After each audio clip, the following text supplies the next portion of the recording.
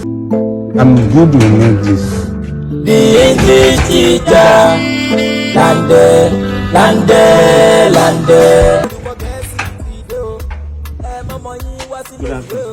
Good afternoon.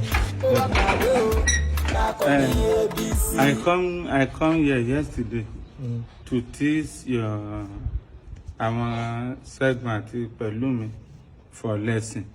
So they are not talking inside room. And I asked them they should come out for lesson, but they refuse to no come. I don't know what is going on. They say their daddy say they should not come out. Mo ní bí kò má jáde wá síta. Ẹ ti fẹ́ dá àwọn olórí irú fún mi.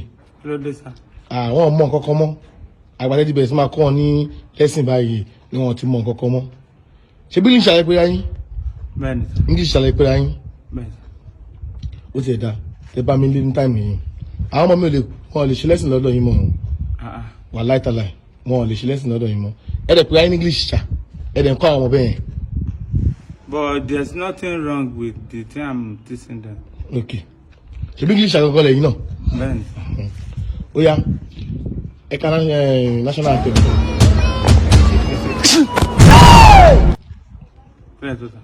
National anthem ẹ ká fún mi.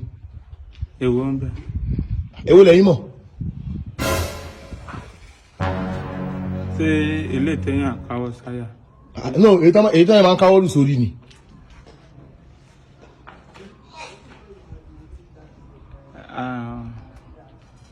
I pledge Nigeria to my country. Kí lẹ̀ ká?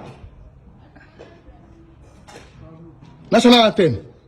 Mo ṣe kọ́kọ́ bí lẹ́ẹ̀kan pé èwo ń bẹ pé you know it's two. Ẹ rí pé tí ń ti ta. National anthem lẹ kàtí látàárọ̀. Lẹ́ ń bọ́ ọ̀gùn yọ̀bọ̀ yìí bí màálù tó rọ̀bẹ. Ọ̀nà ni mo ti kà bóyá kejì lẹ́yìn fẹ́ kí n kà. Ó yẹ kí n tẹ̀ mọ̀.